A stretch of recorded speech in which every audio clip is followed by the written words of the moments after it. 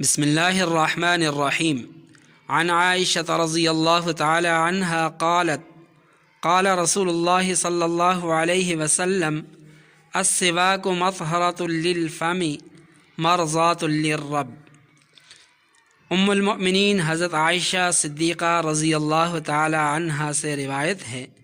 کہ رسول اللہ صلی اللہ علیہ وسلم نے ارشاد فرمایا، مسواک منہ کو بہت زیادہ پاک کرنے والی اور اللہ تعالیٰ کو بہت زیادہ خوش کرنے والی چیز ہے۔ میرے دوستو، کسی بھی چیز میں حسن کے دو پہلو ہو سکتے ہیں۔ ایک یہ کہ وہ دنیاوی زندگی کے لحاظ سے فائدہ مند ہو اور عام انسانوں کے نزدیک پسندیدہ ہو، اور دوسرے یہ کہ وہ اللہ تعالیٰ کی محبوب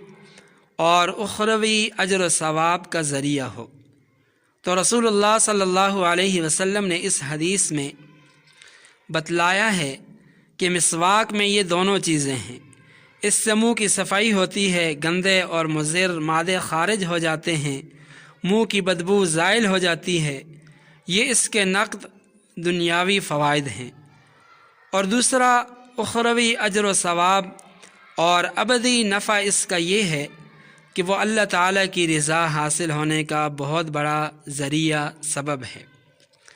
طہارت و نظافت کے سلسلے میں رسول اللہ صلی اللہ علیہ وسلم نے جن چیزوں پر خاص طور سے زور دیا ہے اور بڑی تاکید فرمائی ہے، ان میں سے ایک مسواک بھی ہے۔ مسواک کے جو طبی فوائد ہیں اور بہت سے امراض سے اس کی وجہ سے جو تحفظ ہوتا ہے، آج کل ہر صاحب عقل اس سے کچھ نہ کچھ واقف ہے، لیکن دینی نقطۂ نظر سے اس کی اصل اہمیت یہ ہے کہ وہ اللہ تعالیٰ کو بہت زیادہ راضی کرنے والا عمل ہے۔ اسی طرح حضرت ابو ہریرہ رضی اللہ تعالی عنہ رسول اللہ صلی اللہ علیہ وسلم سے روایت کرتے ہیں کہ آپ علیہ السلام نے فرمایا کہ اگر یہ خیال نہ ہوتا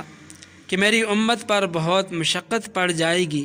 تو میں ان کو ہر نماز کے وقت مسواک کرنے کا حتمی حکم دیتا۔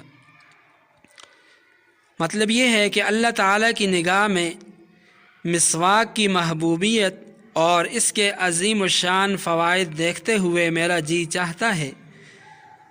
کہ اپنے ہر امتی کے لیے حکم جاری کر دوں کہ وہ ہر نماز کے وقت مسواک ضرور کیا کرے، لیکن ایسا حکم میں نے صرف اس خیال سے نہیں دیا کہ اس سے میری امت پر بہت بوجھ پڑ جائے گا اور ہر ایک کے لیے اس کی پابندی مشکل ہو جائے گی۔ غور سے دیکھا جائے تو یہ بھی ترغیب اور تاکید کا عنوان ہے۔ اسی طرح حضرت ابو امامہ باہلی رضی اللہ تعالی عنہ سے روایت ہے کہ رسول اللہ صلی اللہ علیہ وسلم نے فرمایا کہ اللہ تعالیٰ کے فرشتے جبرائیل امین جب بھی میرے پاس آئے، ہر دفعہ انہوں نے مجھے مسواک کے لیے ضرور کہا۔ خطرہ ہے کہ جبرائیل کی بار بار کی اس تاکید اور وصیت کی وجہ سے میں اپنے منہ کے اگلے حصے کو مسواک کرتے کرتے گھسا نہ ڈالوں۔ مسواک کے بارے میں حضرت جبرائیل امین کی بار بار یہ تاکید اور وصیت دراصل اللہ تعالیٰ ہی کے حکم سے تھی، اور اس کا خاص راز یہ تھا کہ جو ہستی اللہ تعالیٰ سے خطاب اور دعا میں ہمہ وقت مصروف رہتی ہو، اور اللہ کا فرشتہ جس کے پاس بار بار آتا ہو اور اللہ کے کلام کی تلاوت اور اس کی طرف دعوت جس کا خاص وظیفہ ہو، اس کے لیے خاص طور سے ضروری ہے کہ وہ مسواک کا بہت زیادہ اہتمام کرے۔ اسی لیے رسول اللہ صلی اللہ علیہ وسلم مسواک کا بہت اہتمام فرماتے تھے۔ مسواک کے خاص مواقع اوقات کے متعلق ام المؤمنین حضرت عائشہ رضی اللہ تعالی عنہا سے روایت ہے کہ رسول اللہ صلی اللہ علیہ وسلم کا یہ معمول تھا کہ دن یا رات میں جب بھی آپ سوتے تو اٹھنے کے بعد وضو سے پہلے مسواک ضرور فرماتے۔ تو میرے دوستو، ان تمام احادیث کا خلاصہ یہی ہے کہ مسواک کرنا ایک اللہ تعالیٰ کے ہاں اتنا بہترین عمل ہے کہ اس کے دنیاوی اعتبار سے بھی اور اخروی اعتبار سے بھی اس کے بے شمار فوائد ہیں۔ اور مسواک کے بارے میں لکھا ہے کہ اس کا ایک فائدہ یہ بھی ہے کہ مرتے وقت انسان کو کلمہ طیبہ کلمہ شہادت نصیب ہوتا ہے، اس سے بڑی اور کیا بات ہو سکتی ہے۔ تو ہمیں مسواک کا اہتمام کرنا چاہیے۔ اللہ تعالیٰ سے دعا ہے کہ اللہ تعالیٰ ہمیں آقا دو جہاں سرور کونین احمد مجتبیٰ محمد مصطفیٰ صلی اللہ علیہ وسلم کی